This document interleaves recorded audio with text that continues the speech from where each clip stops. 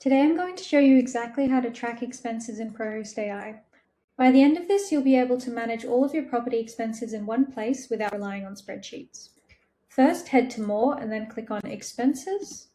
This is your main workspace. At the top, you'll see your total spend, and below that, a full list of all expenses across your properties. So here we have the total amount, the name, the category, the listing, the payee, and the status. To add a new expense, you can click this Add Expense button here. So you'll want to fill in the expense name, use something like cleaning, plumbing repair, or supplies, for example, the amount, the date, the category. You can add a description, this is optional, the associated listing. You'll want to always link this to a property because this is what enables per property profitability tracking. And then you can also add the assigned payee and the payment status. So once you click Add, the expense is then recorded. Any expense can be updated later. You can click these three dots and click Edit. You can adjust the amount or category, reassign it to a different listing, or update the payment status.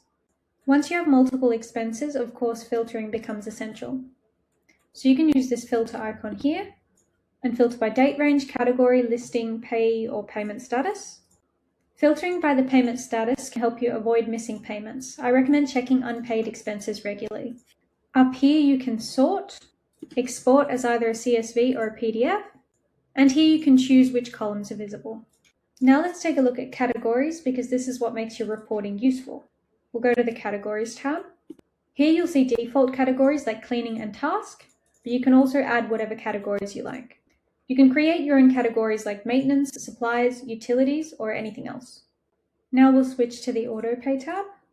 So this is where you control how expenses get paid. Here you can set a default payment method. This is your account-wide fallback. Once you've selected a payment method and enabled AutoPay, any eligible expense that doesn't match a more specific rule will automatically be charged using this method. Just below this is the payment routing order. So this shows which payment method will be used if multiple rules exist. And this is the hierarchy. Listing overrides first, then payee rules, and finally your account default. The first matching rule is always the one that's applied. Down the bottom here we have listing overrides. These let you use a different payment method for specific properties or turn AutoPay off for individual listings. If we click Add Override, you can select one or more listings and then choose a payment method or disable AutoPay for those properties. Any listing override you create takes priority over the other payment settings. Below that section we have payee rules. These let you assign default payment methods to individual cleaners, contractors, or other vendors. These only come into play when a listing does have its own override. Here you'll also see whether each payee is ready to receive automated payments. If their payment setup isn't complete, they'll appear here so you know they need to finish onboarding before automated payments can be used. For most accounts, you'll set a default payment method once, then use listing overrides or payee rules whenever you need an exception. Now we'll move over to the Bank tab. If you haven't connected a bank account yet, you'll be able to do that directly from this page.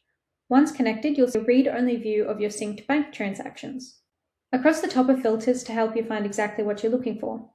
You can search by merchant, filter by bank account, choose a date range, or filter by transaction status and reconciliation status. Below the filters are the transaction list. Each transaction shows the merchant, the account it came from, its category, and the transaction amount. You'll also see whether it's still pending or has already been reconciled. Right now, this tab is designed to give you a clear view of your bank activity alongside your recorded expenses. As reconciliation features are introduced, you'll also be able to create expenses directly from transactions and link transactions to existing expenses. So that covers everything in the expenses section. Once you've set up your categories, payment rules, and expense tracking, you'll have a much clearer picture of what each property is costing to operate all in one place.